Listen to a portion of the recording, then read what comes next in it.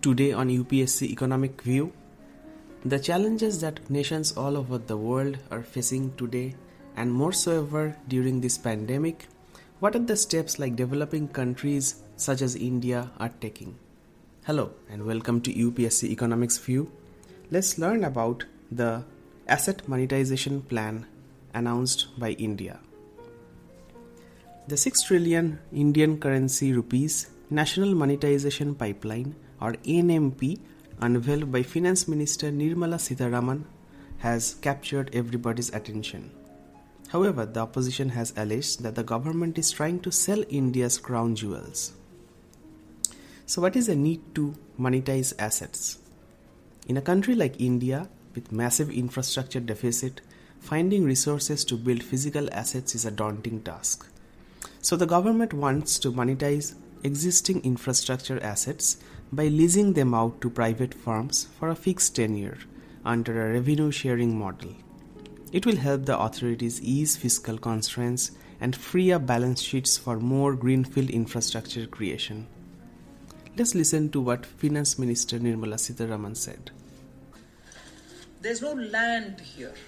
This entire pipeline, national monetization pipeline, is talking about brownfield assets where investment has already been made, where there is a completed asset which is either languishing or which is remaining not fully monetized or which is remaining underutilized. So by bringing in the private participation into this, you're going to be able to monetize it better, and with whatever resource that you're having obtained through the monetization, you're able to put in further investment into infrastructure building. So first of all, for those who have this question in your mind, which means are we selling away the lands? No, this infrastructure national monetization pipeline is talking about brownfield assets which need to be better monetized. And more importantly, I want to show you again a slide which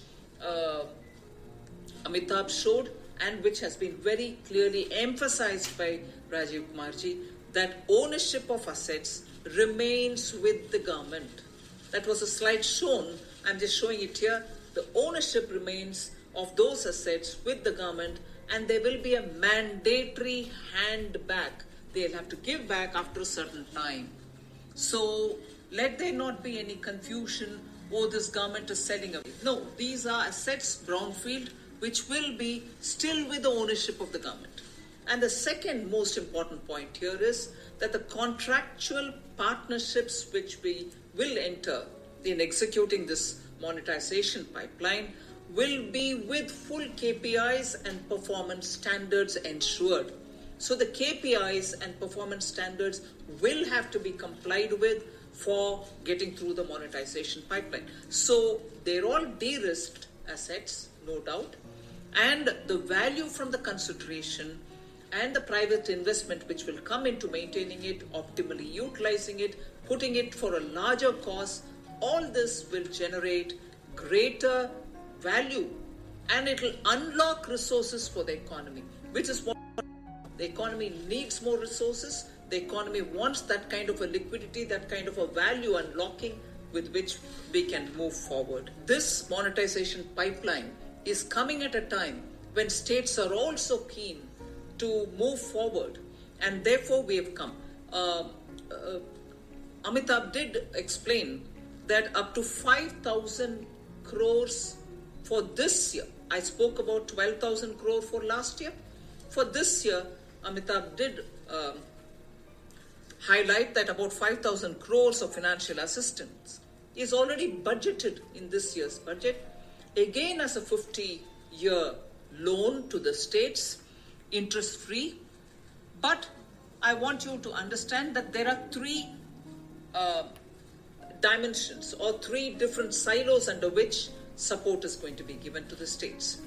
One is if they disinvest, let's say a PSU, or if they disinvest and also let go the control, whatever money they would raise out of it, 100% will match it and give it to their state's consolidated fund of the state. There are three ways in which we are supporting monetization by the states. This year's money for interest-free amount is given to the states. One scheme is if the states come out with a PSU disinvestment plan, and if they disinvest it completely giving away control, the money that they raise, we will give 100% matching amount into their state's consolidated fund. That is one way. The second way is if they list, instead of privatizing, if they just list a company, a state-held public sector undertaking, if they just bring it to the markets and list it, and the money realized through that listing, we will match 50% of it. Whatever they realize by the listing, whatever amount they would raise, we will match it by giving the states 50% of that. That's a second proposition. The third is what Amitabh mentioned, that 5,000 is kept aside in the budget, and in this is a financial assistance, and we are giving them a 50-year interest-free again, up to 33% of the value of the assets realized through the monetization. So there are three different ways in which we have agreed to assist the states in order that there is a greater sense of monetizing states' assets. Plan A, which I explained, 100% support from center. Plan B, 50% support where you're listing the companies. And Plan C is the monetization where we'll give up to 33%. So, India has started this process that we have seen in other countries, like in Australia through the Asset Recycling Initiative or ARI of the federal government. And during the 2014-15 budget announced the Infrastructure Growth Package IGP, a 10-year vision in Australia of infrastructure investment.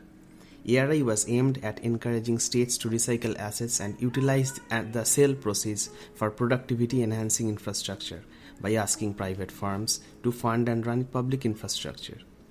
Let's see what happens in India with this new process. Thank you very much for listening to this article on the asset monetization plan. For more such articles, get the UPSC Practice app from the App Store.